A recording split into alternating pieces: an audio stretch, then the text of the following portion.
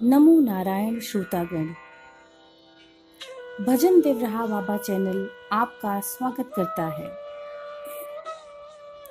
हम यहाँ जिनके चमत्कारों की श्रृंखला लेकर आए हैं, वे एक ऐसे संत थे जिनकी खेचरी मुद्रा पर सिद्धि थी, जिस कारण वे अपनी भूख और आयु पर नियंत्रण प्राप्त कर लेते थे।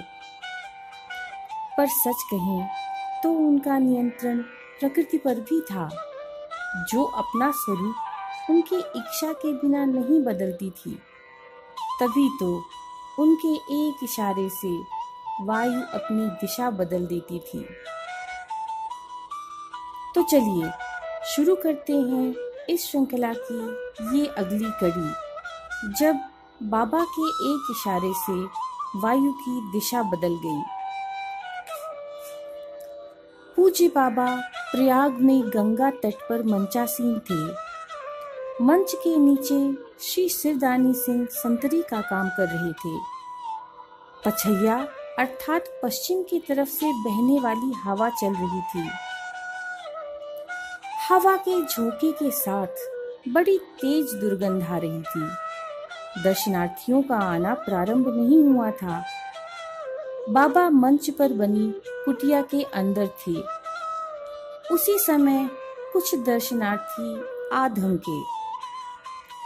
शिवदानी सिंह जी ने उनसे आग्रह किया कि महाराज के दर्शन के समय अभी नहीं हुआ है, कृपया आप 2 घंटे बाद आइए।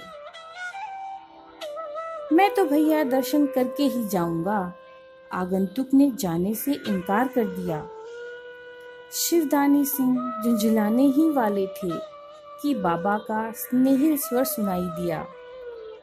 बच्चा, भक्त को बोलो कि मैं दर्शन देता हूँ। अभी आपके बाहर निकलने लायक वातावरण नहीं है प्रभु, बड़ी तेज दुर्गंध आती है।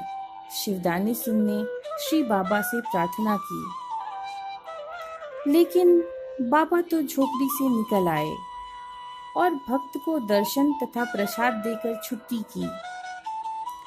इसके तुरंत बाद ही वे पुनः अपनी कुटिया में चली गए।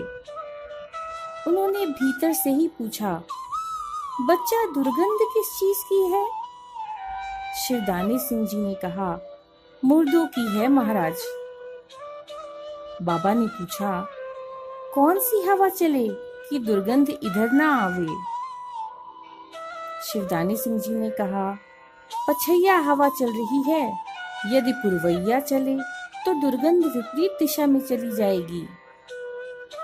बाबा ने कहा, ठीक है बच्चा।